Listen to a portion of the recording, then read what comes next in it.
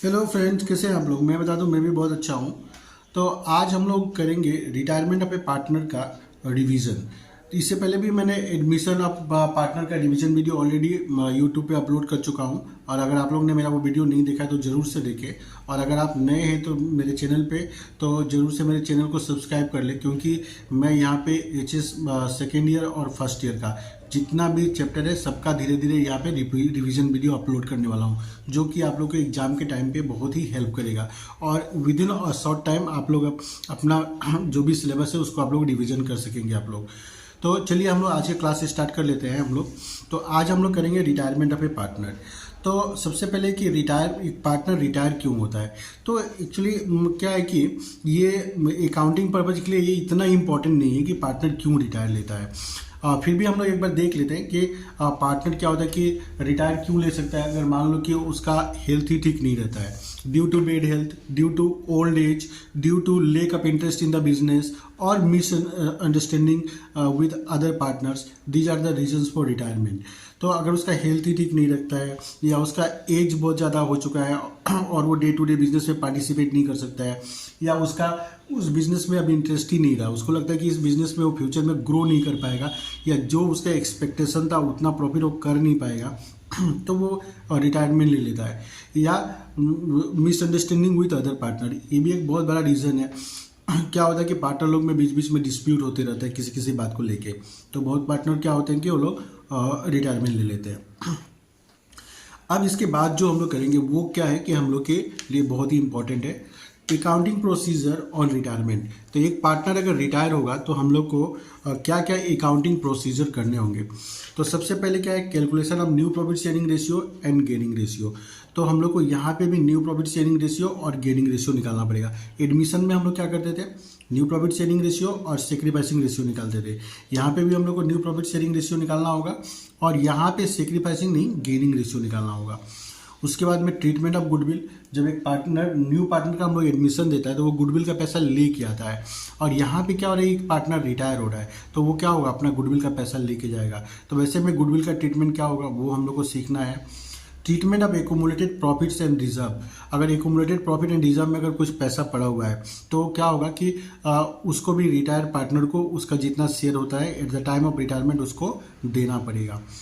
उसके बाद revaluation of assets and liabilities, तो यहाँ पे रिटायरमेंट में भी क्या होता है, एसेट्स एंड लायबिलिटीज का फिर से रीवैल्यूएशन किया जाता है और वहाँ पे जो भी कुछ प्रॉफिट लॉस बनेगा उसमें से जो पार्टनर जो रिटायर हो रहा है उसका शेयर उसको दे दिया जाएगा।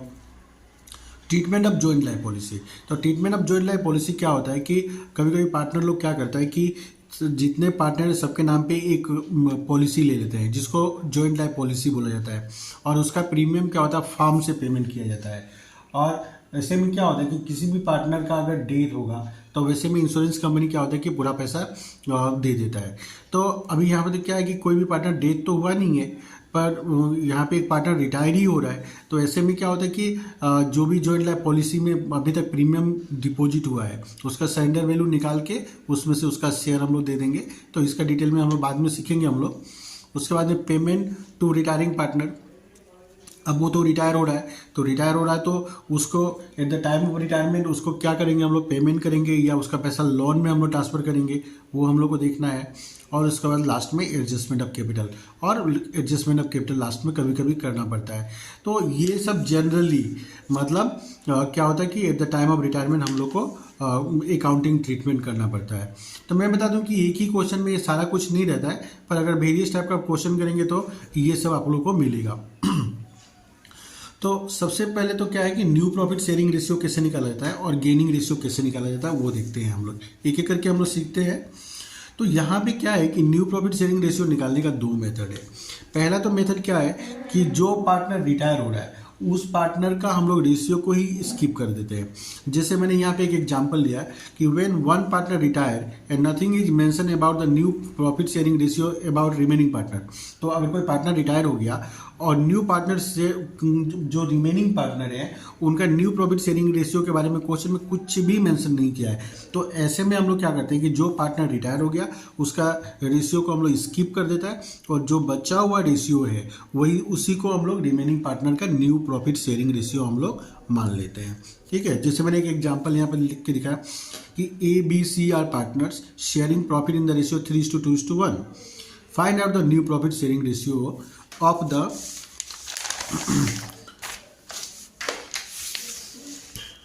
The remaining partner if A retires, if B retires, if C retire. तो ए बी सी तीन पार्टनर है, उन लोगों का प्रॉफिट शेयरिंग रेशियो 3:2:1 है. तो क्वेश्चन में पूछ रहा है कि अगर ए रिटायर होगा तो न्यू प्रॉफिट शेयरिंग रेशियो क्या होगा, अगर बी रिटायर होता है तो न्यू प्रॉफिट शेयरिंग रेशियो क्या होगा, और सी रिटायर होगा तो न्यू प्रॉफिट शेयरिंग रेशियो क्या होगा.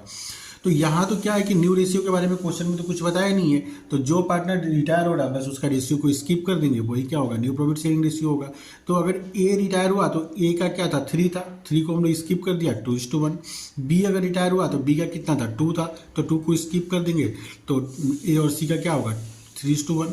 और अगर सी रिटायर होता है तो ऐसे में क्या होगा कि सी का हम लोग जो रेशियो है उसको स्किप कर देंगे, और ए और बी का 3:2 क्या हो जाएगा, न्यू प्रॉफिट शेयरिंग रेशियो हो जाएगा. तो उम्मीद करता हूँ कि आप लोग को ये समझ में आ गया होगा. ये तो बहुत ही ईजी है, जो पार्टनर रिटायर हुआ बस उसका रेशियो को छोड़ देना है, जो रिमेनिंग बच गया वही क्या होगा, न्यू प्रॉफिट शेयरिंग रेशियो होगा. इसके बाद दूसरा मेथड क्या है कि न्यू प्रॉफिट शेयरिंग रेशियो निकालने का सेकेंड मेथड कि क्या होता है कि जो पार्टनर रिटायर हो रहा है ना उसके उस शेयर को क्या होता है कि जो रिमेनिंग पार्टनर है, जो लोग रिटायर नहीं हुआ है, मैं क्या बोल रहा हूँ, मैं फिर से बोलता हूँ कि जो पार्टनर रिटायर हुआ है ना उसका शेयर को रिमेनिंग पार्टनर क्या होता है कि परचेज कर लेता है लोग. अब परचेज कैसे करेगा लोग, आइदर इक्वली परचेज करेगा या कोई रेशियो में परचेज कर लेगा. तो यहाँ पे न्यू प्रॉफिट शेयरिंग रेशियो कैसे निकाला जाएगा, तो यहाँ पे न्यू प्रॉफिट शेयरिंग रेशियो निकलेगा old ratio plus gaining ratio. Old ratio उसके पास जितना था पहले वो तो रहेगा ही, और उसको जो पार्टनर रिटायर हुआ उसके रिटायरमेंट की वजह से उसको जितना गेन हुआ वो उसके ओल्ड के साथ प्लस कर दिया जाएगा, तो उसका न्यू रेशियो निकल के आ जाएगा. तो मैंने यहाँ पे एग्जांपल करके मैंने दिखाया है कि ए बी सी 3 पार्टनर है, ये लोग का प्रॉफिट शेयरिंग रेशियो 3:2:1 है. अब क्या हुआ कि बी रिटायर हो गया, मान लेते हैं कि बी रिटायर हो गया, और बी का जो 2 रुपये जो शेयर था वो क्या हुआ कि ए और सी ने क्या हुआ कि इक्वली परचेज कर लिया. ए ने भी 1 रुपया परचेज कर लिया और बी ने भी 1 रुपया परचेज कर लिया. तो अब ए का न्यू रेशियो क्या होगा, पहले ए का 3 था, अब 1 रुपया उसने खरीद लिया तो 4 हो गया, और सी का पहले 1 था, अब 1 उसने और परचेज कर लिया तो कितना हो गया, 2 हो गया. तो देख रहे हैं आप लोग क्या यहाँ पे क्या हो रहा है कि जो उसका रेशियो था उसको दोनों ने परचेज कर लिया, तो ये जो जितना परचेज किया उसके साथ वहाँ पे प्लस कर दिया जाएगा, और जो निकल के आएगा वो क्या होगा, न्यू प्रॉफिट शेयरिंग रेशियो होगा. तो क्या निकला 4:2, दैट मीन्स 2:1, ये क्या होगा, न्यू प्रॉफिट शेयरिंग रेशियो. तो ये तो एग्जाम्पल था, मैं एक क्वेश्चन आप लोग को दिखाता हूँ कैसे किया जाता है यहाँ पे, तो आप लोग को एक आइडिया हो जाएगा कि कैसे सब इसका सोल्व करना है हम लोग को. तो क्वेश्चन आप लोग देख रहे होंगे, A B and C are sharing profit and losses in the ratio of 5:3:2. तो ए बी सी 3 पार्टनर है और तीनों का प्रॉफिट शेयरिंग रेशियो कितना है, 5:3:2. B retires, his share is taken by A and C in the ratio of 2:1. तो क्या हुआ कि बी रिटायर हो गया, और बी का शेयर को क्या हुआ कि ए और सी ने 2:1 के रेशियो में क्या हुआ, परचेज कर लिया लोग. तो अब यहाँ पे हम लोग देखते हैं कि न्यू प्रॉफिट शेयरिंग रेशियो कैसे निकलेगा. तो न्यू रेशियो के लिए क्या होता है, ओल्ड रेशियो प्लस गेन. तो ए का ओल्ड रेशियो कितना था, 5/10, और ए का गेन कितना हो रहा है, मतलब ए कितना परचेज कर रहा है बी से, तो बी का कितना है, 3/10 है, और इस 3/10 का उसने 2/3 पार्ट क्या हुआ, खरीद लिया. तो 3/10 इंटू 2/3, तो इसको अगर हम लोग सोल्व करेंगे तो कितना आएगा, 2/10. तो ए का पहले से 5/10 था, 2/10 उसने परचेज कर लिया, तो क्या निकल के आया, 7/10. अब सी का देखते हैं हम लोग, तो सी का ओल्ड रेशियो या शेयर कितना था, 2/10, और उसने क्या हुआ कि बी का शेयर 3/10 है ना, उसका 1/3 पार्ट उसने खरीद लिया. तो 1/3 पार्ट, 3/10 का 1/3 पार्ट कितना होता है, 1/10 होता है. तो अब यहाँ पे सी का पहले कितना था, 2/10 था, और 1/10 उसने बी से खरीद लिया, तो न्यू प्रॉफिट शेयरिंग रेशियो कितना आ गया, 3/10. तो new profit sharing ratio A और सी का कितना निकल के आया, ए का निकला था 7/10 और सी का निकला था 3/10, और तो क्या निकल के आएगा, 7:3. ठीक है। तो इस तरह से हम लोग क्या होता है न्यू प्रॉफिट शेयरिंग रेशियो निकालते हैं सेकेंड मेथड में, जहाँ पे क्वेश्चन में ये बोल दे कि जो पार्टनर रिटायर हुआ है उसका शेयर को ओल्ड जो कंटिन्यू करेंगे पार्टनर उन लोगों ने परचेज कर लिया है, तो इस तरह से निकालना पड़ेगा हम लोग को। अब हम लोग सीखते हैं हम लोग गेनिंग रेशियो कैसे निकालेंगे हम लोग। तो गेनिंग रेशियो निकालना बहुत ही आसान है। गेनिंग रेशियो इक्वल टू क्या होता है new ratio minus old ratio. Question में न्यू रेशियो ओल्ड रेशियो दोनों दिया रहेगा, दोनों का जो डिफरेंस होगा वो जो निकल के आएगा वो क्या होगा गेनिंग रेशियो होगा। तो जैसे मैंने एक यहाँ पे एग्जाम्पल आप लोगों के क्लैरिटी के लिए ले लिया है, A B C are equal partner in a firm. ठीक है, तो ए बी सी तीन पार्टनर है, तीनों का प्रॉफिट शेयरिंग रेशियो क्या है इक्वल है, मैंने 1:1:1। बी क्या हुआ रिटायर हो रहा है, और बी का रिटायरमेंट होने के बाद ए और सी का रेशियो क्या होगा 5:4। तो क्वेश्चन में ओल्ड रेशियो न्यू रेशियो दोनों दिया हुआ है, तो न्यू रेशियो से ओल्ड रेशियो को माइनस कर देंगे तो हम लोग का गेनिंग रेशियो निकल जाएगा। तो ए का अभी न्यू रेशियो कितना है 5/9 और ओल्ड कितना था 1/3, और इसको हम लोग सोल्व किया तो कितना निकल के आ गया 2/9। बी का क्या होगा बी यहाँ पे क्या हो रहा है बी रिटायर हो रहा है, सॉरी यहाँ पे सी होगा। तो सी का 4/9 न्यू रेशियो है 4/9 और 1/3 उसका ओल्ड था, तो 4/9 माइनस 1/3 तो कितना निकल के आया 1/9। तो गेनिंग रेशियो का कितना निकला 2/9 और 1/9, दैट मीन्स 2:1 ये निकल के आ गया गेनिंग रेशियो। ठीक है, तो अब इसके बाद में हम लोग करेंगे ट्रीटमेंट ऑफ गुडविल। तो treatment of goodwill on retirement of A partner. तो जैसे एडमिशन में क्या होता है कि जो न्यू पार्टनर को हम लोग जब एडमिशन देता है तो वो क्या होता है कि गुडविल का पैसा लेके आता है, और यहाँ पे रिटायरमेंट में क्या होता है कि जो पार्टनर रिटायर होता है वो अपना गुडविल का पैसा लेके जाता है, और उसको ये पैसा देता कौन है जो लोग कंटिन्यूइंग पार्टनर है वो लोग देंगे। और कौन सा रेशियो में देंगे उसको गेनिंग रेशियो में देंगे। तो गेनिंग रेशियो कैसे निकाला जाता है वो मैंने पहले आप लोग को सिखाया। ठीक है, तो यहाँ ट्रीटमेंट ऑफ गुडविल का जनरल एंट्री क्या होगा continuing partners capital account debit to retiring partners capital account. तो इसको हम लोग ऐसे भी लिख सकते हैं कि gaining partners capital account debit to retiring partners capital account, मतलब जिन जिन पार्टनर को गेन हो रहा है उनको हम लोग डेबिट कर देंगे, और जो पार्टनर रिटायर हो रहा है उसको हम लोग क्या करेंगे क्रेडिट कर देंगे। उसके बाद में क्या होता है कि कभी कभी गुडविल बैलेंस शीट में एसेट साइड में दिया हुआ रहता है, तो गुडविल वो क्या होगा कि हम लोग ये मान के चलते हैं कि वो नॉन परचेज गुडविल है, और उसको अगर क्वेश्चन साइलेंट अगर क्वेश्चन में कुछ भी नहीं बोला है तो हम लोग उसको क्या करेंगे राइटअप कर देंगे। और ये राइटअप कौन सा रेशियो में होगा ओल्ड प्रॉफिट शेयरिंग रेशियो में होगा। तो उसका जर्नलिस्ट क्या होगा all partners capital account debit to goodwill account. तो रिटायरमेंट में हम लोग को जनरली दो ही गुडविल का एंट्री मिलता है, एक ये ऊपर वाला जहाँ पे क्या होगा कि जो पार्टनर रिटायर हो रहा है उसका शेयर को हम लोग पहले निकाल लेंगे, और जो पार्टनर गेन कर रहा है उनको डेबिट कर देंगे, और रिटायरिंग पार्टनर्स कैपिटल अकाउंट को उतना अमाउंट से हम लोग क्रेडिट कर देंगे। और अगर गुडविल बैलेंस शीट में अगर एसेट साइड में अगर कुछ दिया हुआ है तो उसको हम लोग क्या करेंगे ऑल पार्टनर्स में ओल्ड प्रॉफिट शेयरिंग रेशियो में हम लोग क्या करेंगे उसको हम लोग राइटअप कर देंगे हम लोग। तो ये दोनों हम लोग का जनरल एंट्री है गुडविल का। तो एक सम हम लोग देखते हैं इसके ऊपर में कि कैसे इसका किया जाता है। तो एक क्वेश्चन मैंने यहाँ पे ले लिया है, X Y Z are partners in a firm sharing profit in the ratio 2:3:5। X retire from the firm, goodwill on this date is valued at ₹1,60,000, pass journal entries. तो क्वेश्चन में क्या बोला कि एक्स वाई जेड तीन partner है, इन लोग का प्रॉफिट शेयरिंग रेशियो 2:3:5 है। एक्स क्या हुआ रिटायर हो रहा है, और जिस दिन रिटायर हुआ उस दिन गुडविल का वैल्यू कितना हुआ 1,60,000, और हम लोग को जर्नल एंट्रीज करना है। तो सबसे पहले हम लोग क्या करेंगे वैल्यू ऑफ गुडविल कितना है 1,60,000, इसमें से हम लोग एक्स रिटायर हो रहा है ना, तो एक्स का हम लोग गुडविल निकाल लेंगे। तो 1,60,000 इंटू 2/10 तो कितना होता है 32,000। अब इसमें से ये जो 32,000 एक्स को क्या होगा कि at the time of retirement मिलेगा उसको, और उसको ये 32,000 देगा कौन, एक्स तो रिटायर हो रहा है तो उसको देगा कौन वाई और जेड, और कौन सा रेशियो में देंगे गेनिंग रेशियो में। तो यहाँ पे क्या है कि क्वेश्चन में सिर्फ एक ही रेशियो दिया हुआ है ओल्ड रेशियो, न्यू रेशियो दिया नहीं है, तो ऐसे केस में हम लोग गेनिंग रेशियो निकाल नहीं सकता है, तो जो ओल्ड रेशियो होगा उसी को हम लोग गेनिंग रेशियो मान लेता है। तो आफ्टर एक्स रिटायरमेंट वाई और जेड का रेशियो क्या होगा 3:5। तो इस 3:5 का रेशियो में वो लोग क्या होगा कि वो लोग गुडविल का पैसा उसको जेड एक्स को वो लोग दे देगा। तो क्या होगा यहाँ पे एक share of goodwill is debited to X and Z capital in gaining ratio 3:5। तो एक्स कितना देगा 32,000 का 3/8 12,000 और जेड कितना देगा 32,000 का 5/8 तो कितना होता है 20,000। तो इसका जर्नल एंट्री क्या होगा Y capital account debit Z capital account debit to X capital account, क्योंकि वाई और जेड दो कंटिन्यूइंग पार्टनर है उन लोग को डेबिट कर देंगे हम लोग और एक्स रिटायर हो रहा है तो एक्स को हम लोग क्या करेंगे क्रेडिट कर देंगे। ठीक है, तो उम्मीद करता हूँ आप लोगों को समझ में आ रहा होगा गुडविल का ट्रीटमेंट।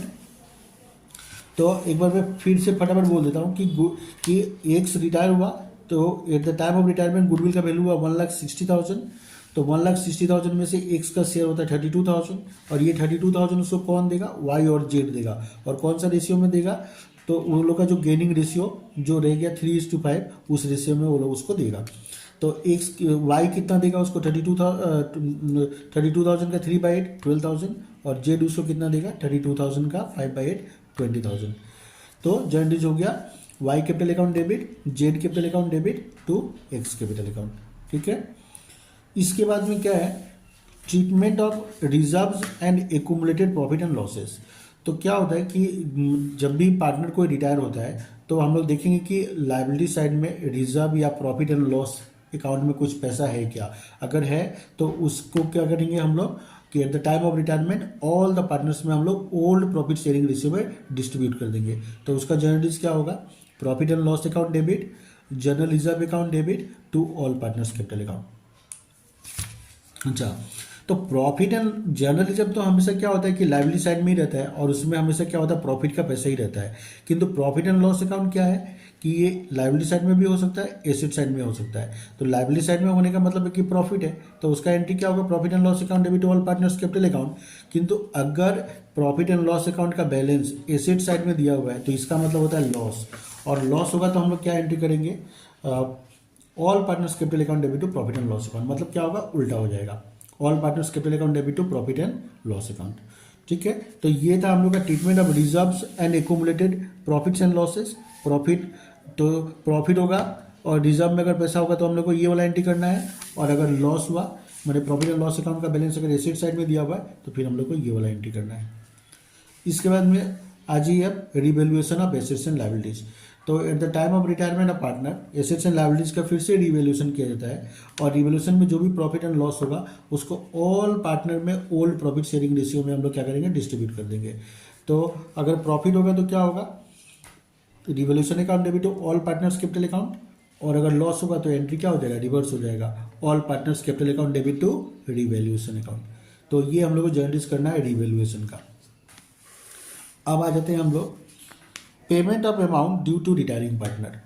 तो जो पार्टनर रिटायर हो रहा है तो उसका मतलब सारा कुछ जितना पैसा उसका कैपिटल का पैसा गुडविल का पैसा एसेट्स एंड लायबिलिटीज का रिवैल्यूएशन हुआ उसमें से उसका शेयर जनरल रिजर्व का शेयर सब प्लस व्लस करके eight the time of retirement हम लोग या तो उसको पेमेंट कर देंगे या तो फिर उसका टोटल अमाउंट लोन में ट्रांसफर कर देंगे, और नहीं तो कभी कभी ऐसा भी होता है कि पार्टली हम लोग पेड करता है और पार्टली हम लोग लोन में ट्रांसफर कर देता है। तो उसका जनरल क्या होगा तो क्या हुआ यहाँ पे if amount due to retiring partner paid off at the time of retirement.